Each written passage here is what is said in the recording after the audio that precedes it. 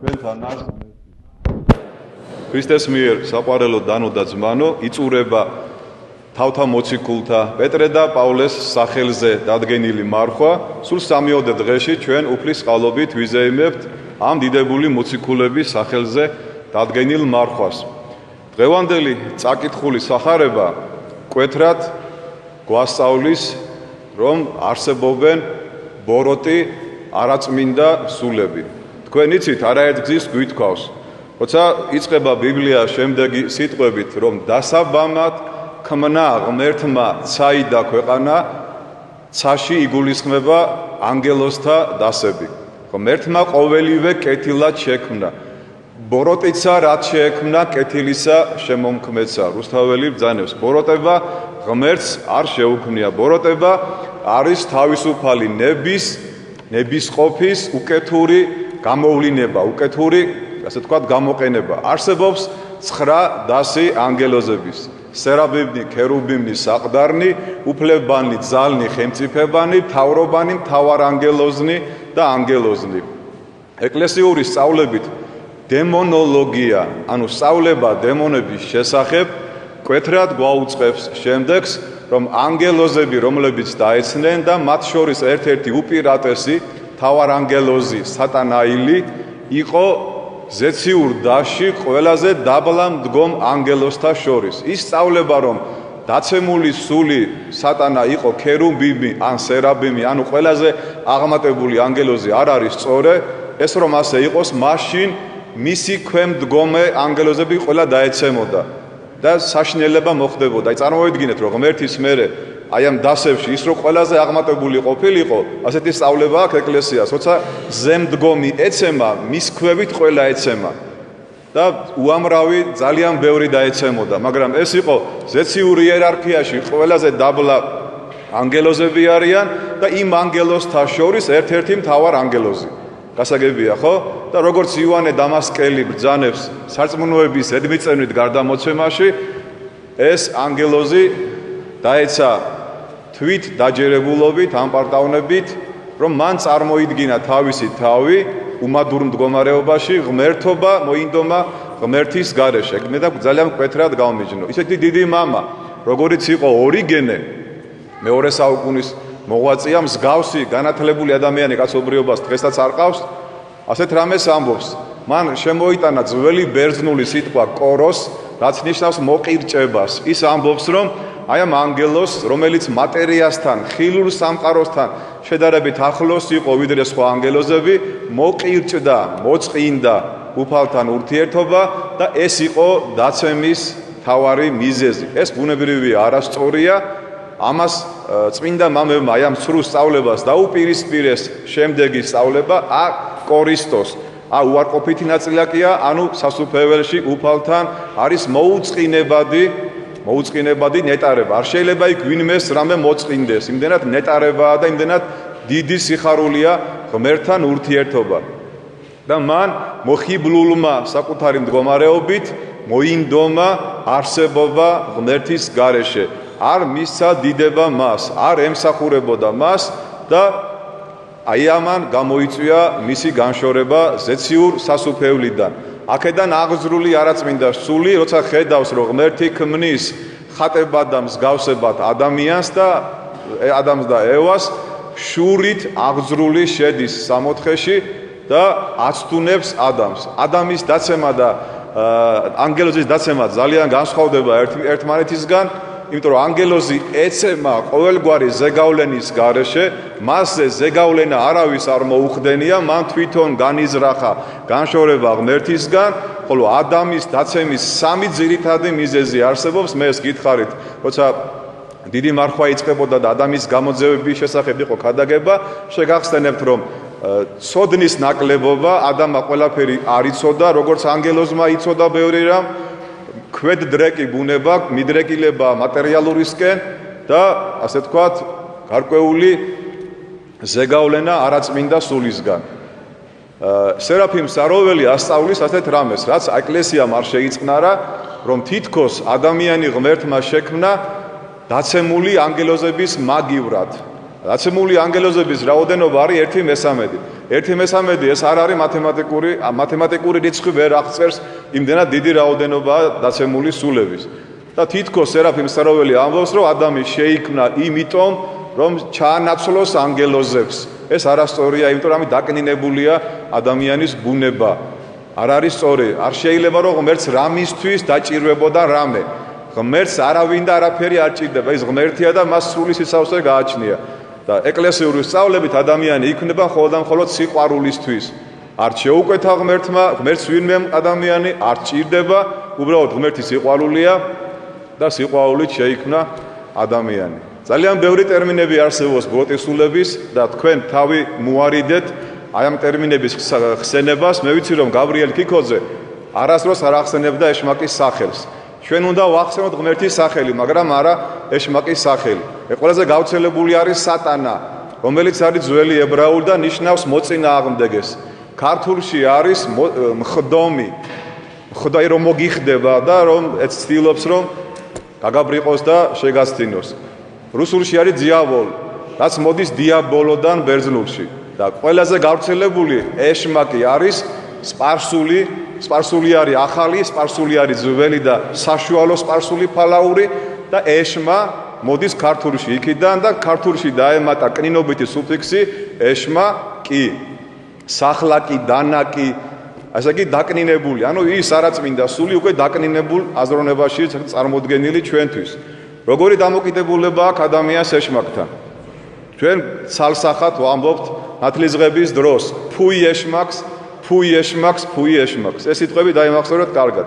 ეს არის ჩვენი დამოკიდებულება მასთან. აი დღევანდელი წაკითხული სახარება, რა თქმა უნდა, როგორც ყველა სახარება, ძალიან საინტერესოა. ეგ ორი მომენტი არის აღწერილი. ერთხელ არის ნახსენები, რომ გერგესეველთა ქვეყანა, მეორე ღადარიანელთა ქვეყანა. ერთი მხარია და მეორე ქალაქი. ეს ერთი და იგივეა. ორივე, აი თქვა, კახეთში რო ავიღოთ რომელიღაც რაიონი. ორივე შეიძლება თქვა კახეთიაო. აქ არანაირი პრობლემა წინააღმდეგობაში არ მოვდივართ არაფერში. ორი საშინლად შეპყრობილი ბოროტის სულისგან ადამიანი, რომ გაიგებს, რომ ქვეყნიერებაზე მოდის განკაცებული ღმერთი, გამოვლენ, მათ ვერავინ ვერ აკავებდა და ასეთ რამეს ეუბნებიან ქრისტეს. დროზე ადრე მოხვედი ჩვენ სატანჯველად. ანუ აი ამ არაწმინდა სულმა, რომელიც ადამიანში შედის, ღვთის დაშვებით იციან, რომ დადგება დრო და დამთავრდება მათი ხელმწიფება, დამთავრდება მათი არსებობა და ისინი ჯოჯოხეთის წყდიათში იქნებიან შეპყრობილები. და მაცხოვარს ევედრებიან, რომ ღორების კორჩი მაინც შეგვიშვი. აი თქვენ აქედან მინდა გარკვეული ნუგეში გადმოგცეთ, რომ თუ უფლისნება არ არის, ეშმაკს არანაირი ზეგავლენა არ ამს თუ თქვენზე, არამედ თვით ღორებზეც კი არ გააჩნია. თუ რომელიმე ადამიანი იტანჯება არაწმინდა სულისგან, ეს არის მისი არასწორი ცხოვრების შედეგი. და უკვე როცა ადამიანი ეშმაკს ფუის კი არ ეუბნება, არამედ მიყვარხარ და ჩემთან მინდა იყო, უკვე ბუნებრივია ეს ადამიანი ხდება ეშმაკეული. ერთი რუსი მოძღვარი ძალიან საინტერესოდ ქადაგებს ასეთ რამეს, რომ თქვენ ნუ ელოდებით, რომ ჯოჯოხეთს იხილავთ, ან ჯოჯოხეთში ვინმე მოხდება. თქვენ უკვე ჯოჯოხეთში ხართო, ეუბნება თავის მრევლს. ახლა ამას რა თქმა უნდა ვერ გეტყვით, ვერ გავკადნიერი და მე ცოტა გავღიზიანდი ეს რომ მოვისმინე, მაგრამ დაუკვირდე მე ეს კაცი ესე განმარტავს. აბა თქვენ ჩაიხედეთ სარკეში, როგორი მოჯღანულები, როგორი სევდიანები, როგორი გაბრაზებულები ხართ. არავინ არ მოგწონთ, არც პრეზიდენტი, არც პრემიერი, არც პარლამენტი, არც დედა, არც მამა, არც ქმარი და არც შვილი. გადიხარ ქუჩაში, განეკითხავ, ჩხუბობ, იწყევლები და ყველაფერს ბუნებრივია ქვია ჯოჯოხეთი. არის 64 და არის ჯოჯოხეთი. 64-ის ყველაზე სწორი განმარტება არის მოდის ძველი ქართული, ესე თქვა, ზმნიდან მოთხვაი. ადამი მოთხვიდა 64-ში და სეირნობდა. ანუ სეირნობას ნიშნავს მოთხვა და 64 ამას ნიშნავს. ერთი თანამედროვე მოძღვარი ამბობს, რომ თითქოს ღმერთი 3 და შენ 4. ეს საშინლად არასწორი სწავლება. ასეთი სწავლება ეკლესიას არ აქვს, რომ ღმერთი 3 ღმერთი გამოდის, ხო? ღმერთი ერთია, როგორ შეიძლება 3 ღმერთი და შენ 4. უკვე მწვალებლობაა ეს და ესეთი რამე თქვენ არ დაიჯეროთ, რომ 3 და შენ 4. ეს არასწორია. ყველაზე სწორი განმარტება ეს არის, რომ სასეირნო ადგილი იყო. სასეირნო ეს არ არის ბულვარი და ეს არ არის რაცა მზესუმზირას მიირთმევ. ეს არის სეირნობა ნიშნავს უფლის ნებით სიარულს, უფალთან ყოფობას, უფალთან მჭვრეტელობას და უფალთან სიახლოვეთ რომ შენ არსებობ. ხოლო ჯოჯოხეთის ყველაზე სწორი განმარტებაა ჯოჯოების სამყოფელი. კახეთი არის კახელების სამყოფელი, ჯავახეთი არის ჯავახების სამყოფელი, ხოლო ჯოჯოხეთი ნიშნავს უსახური არსებების სამყოფელს. ეხლა მითხარით კარგად.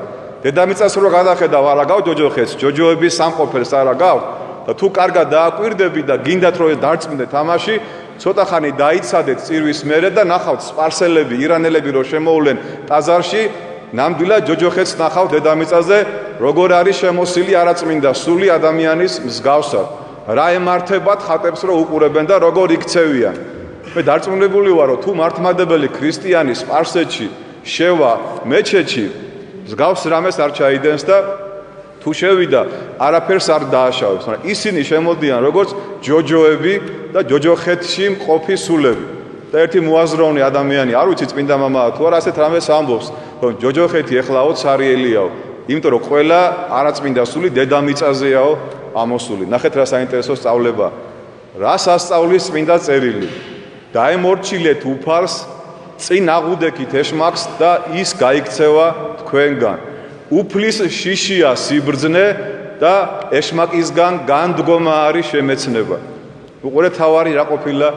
ფიზიკაც კარგია, მათემატიკაც, ქიმიაც, ყველაფერი კარგია, მაგრამ თავარი სიბრძნე არის უფლის მორჩილება, უფლის ერთგულება და ბოროტისგან განდგომა არის შემეცნება. როცა მიხვდები, როგორც სოლომონ ბრძენი ამბობს, რა არის კარგი და რა არის ცუდი. ნათლისღების დროს შენ თქვი, ფუი ეშმაკო, მაგრამ არ გასულა გარკვეული დრო და პირიქით ხდება უკვე შენი ცხოვრებით ანერწყვებ ღმერთს და ეხუტები არაწმინდა სულს.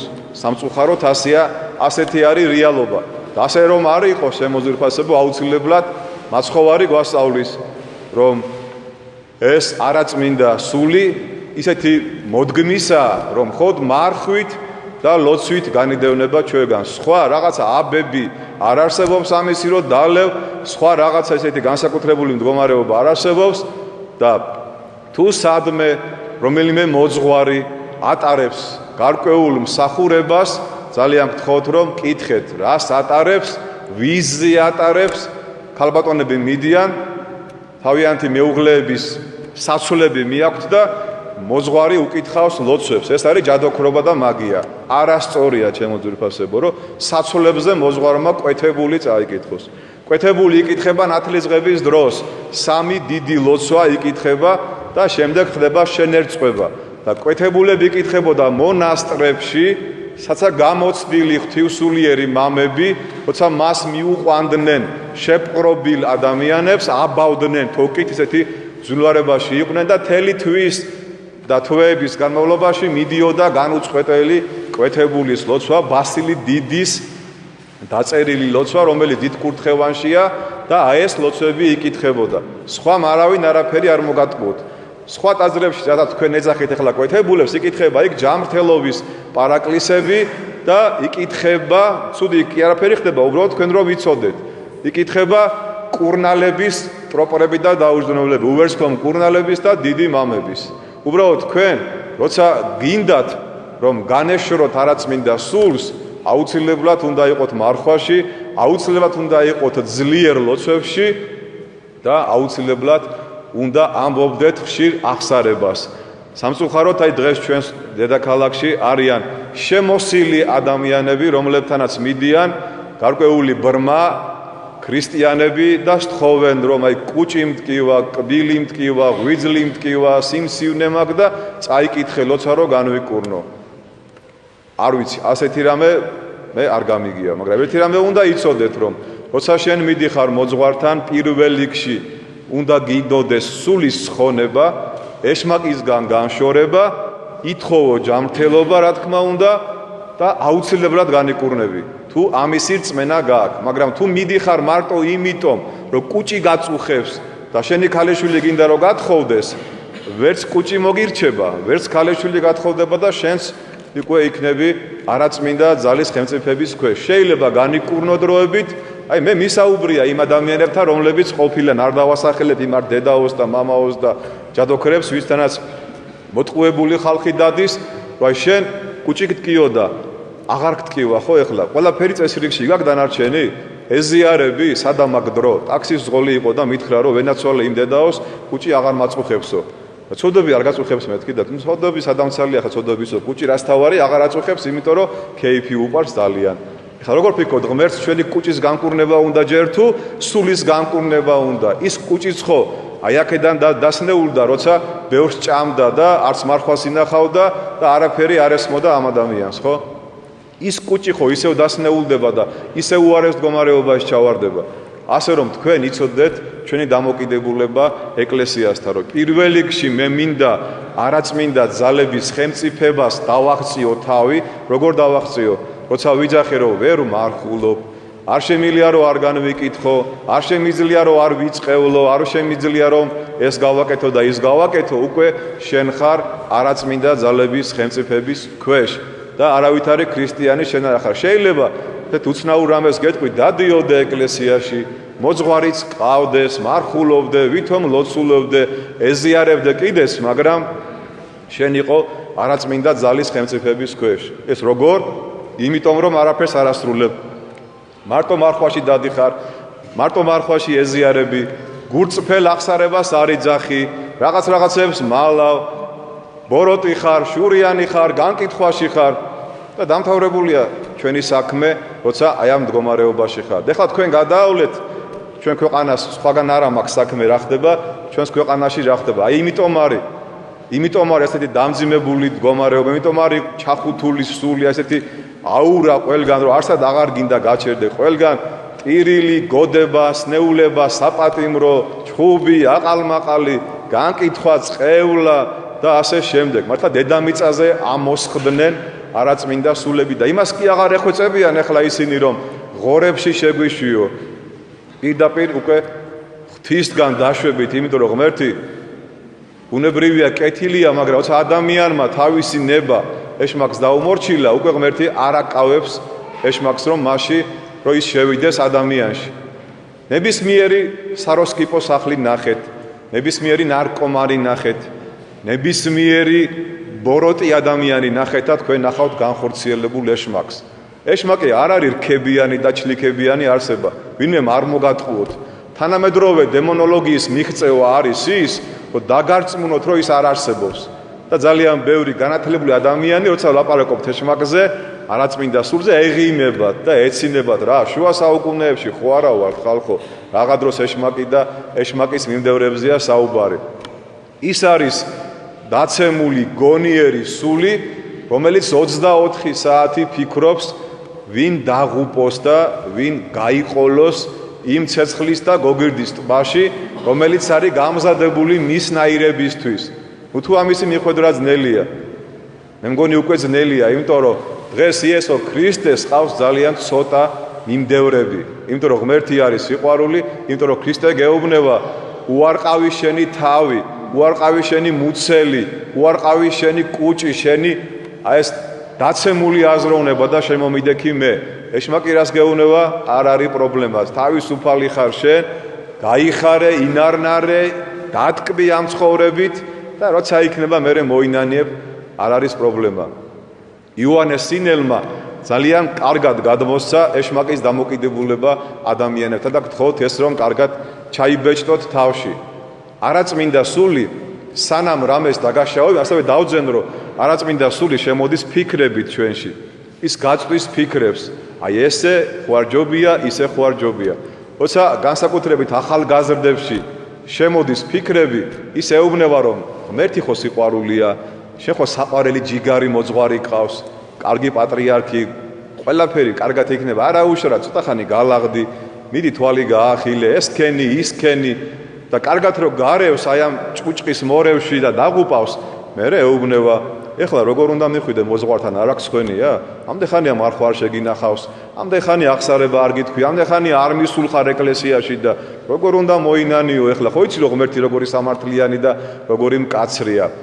ანუ თავიდან ღმერთის კაცთმოყარეობაზე გველაპარაკება და ბოლოს ღმერთის სიმკაცრეზე გველაპარაკება და თქვენ უნდა უთხრათ ასეთი რამე საკუთარ თავს, რომ ღმერთი არის სიკეთე, ღმერთი არის სიყვარული, ღმერთი არის სიმდაბლე, ხოლო ბოროტება არის სიძულვილი, ბოროტება არის გარყვნილება და ბოროტება არის სიამაყე. აი სულ სამ რამეს ვიძახი, მეტი არ გვინდა. აი შეგიძლიათ რომ მაცივარზე გააკრათ, თქვენ ხატების კუთხეში გააკრათ, დააწერეთ სიკეთე და დააწერეთ ბოროტება და ჩამოწერეთ სიყვარული, სიკეთე და თავდაბლობა, ბოროტება, ამპარტავნება და სიძულვილი. ყოველდღიურად დახედეთ აი ამ ფორმულას და არჩევანი შენ გააკეთე. სიკეთე, სიყვარული და თავდაბლობა, სიძულვილი თუ მრისხანება და სიამაყე. არჩევანი თქვენზეა, ჩემო ძვირფასებო. თუ ნაბიჯს გადადგავ მარჯვნივ სხონდები და იქნები კეთილი და თავდაბალი, თუ ნაბიჯს გადადგავ მარცხნივ დაიღუპები. ღმერთს არავისი დაღუპვა არ უნდა. ეშმაკს უნდა რომ ყველა დაიღუპოს. ღმერთს უნდა რომ ყველა ცხონდეს და ეშმაკს უნდა რომ ყველა დაიღუპოს. დანარჩენი თქვენთვის მომინდვია, არჩევანი თქვენზეა, მაგრამ იცოდეთ.